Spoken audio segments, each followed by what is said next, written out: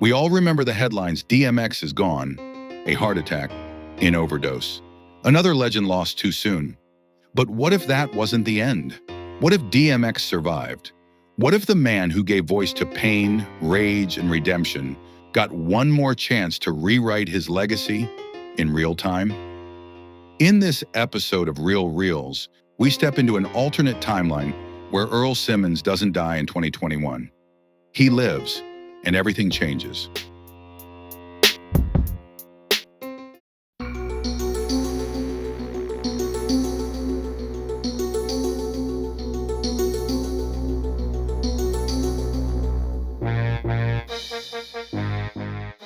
DMX's rise in the late 90s was explosive.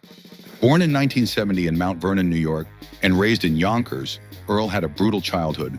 Abuse, abandonment, and the streets shaped his pain into poetry. He was discovered by The Source's unsigned hype column in the early 90s, leading to his debut album, It's Dark and Hell is Hot, 1998, which sold over 5 million copies. DMX had 5 consecutive #1 albums, an acting career, Belly, Romeo Must Die, Cradle to the Grave, and a fan base that saw him as more than an artist. He was a preacher, a soldier, a brother. But addiction and arrest plagued his career. Between 2000 to 2019, DMX was arrested over 30 times for drug possession, animal cruelty, tax evasion, and more. He also openly battled bipolar disorder. Yet by 2020, DMX seemed to be on a path to redemption. He'd gotten clean, reunited with his children, and was even working on a comeback album. Then came the relapse in April 2021. April 2nd, 2021, DMX collapses but survives. The overdose is severe, but unlike in our timeline, doctors stabilize him within the first few hours. He wakes up 3 days later, frail, shaken, but alive. DMX's survival becomes the story of the year. Fans rally, artists like Swizz Beatz, Eve, Nas, and the LOX flood social media. Jay-Z sends a private jet to bring him home to New York after rehab.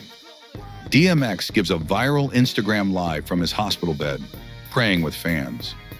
Oprah and Gayle King both request interviews. He declines most, but sits down with The Breakfast Club, offering a raw, unfiltered conversation about addiction, trauma, and faith. His honesty becomes a turning point for conversations around mental health and hip-hop. His first project post-recovery is no longer Exodus as in our timeline. Instead, it evolves into a new body of work titled The Redemption Tapes. It drops in fall 2022 and features Alicia Keys, Kendrick Lamar, Griselda, and a long-awaited collaboration with Lauryn Hill.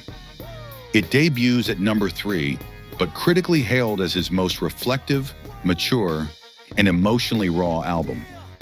DMX begins speaking at recovery centers and churches across the U.S., blending street testimony with scripture. He connects deeply with formerly incarcerated youth. A viral clip of him saying, "Your pain is your platform," makes rounds on TikTok and gets 25 million views. DMX begins repairing relationships. He starts a foundation for abused youth in Yonkers named the Doghouse. His daughter, Praise Mariella, appears with him in a televised PSA about generational trauma.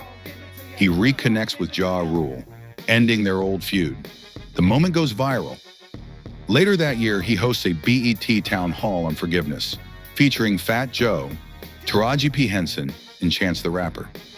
At the 2023 BET Awards, he receives the I Am Hip Hop Icon Award and closes the show with a medley.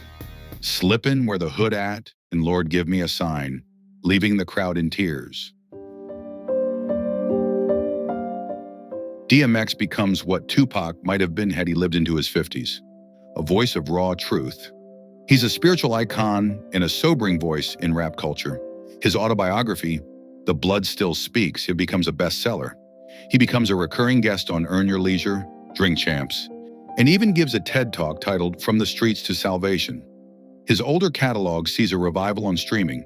In a rare moment, he guest stars in Power Book 5, playing a reformed preacher mentoring troubled youth.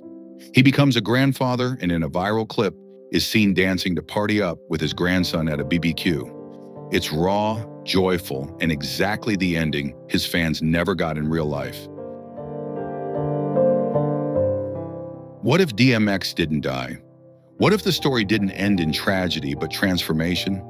In this timeline, we didn't just get another album, we got a living testimony. A man who clawed his way through pain, addiction, and fame to become something more. A healer, a father, a prophet in his own right.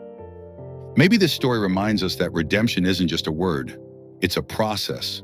Maybe it tells us that the greatest comeback doesn't happen on a stage, but in the soul. Because if pain was DMX's truth, then survival could have been his message. If this alternate reality moved you, inspired you, or made you reflect, don't just click away. Hit that like button, drop your thoughts in the comments, and share this video with someone who needs to be reminded. Your story isn't over. Subscribe to Reelz for more powerful what-if scenarios where legacy, truth, and imagination collide.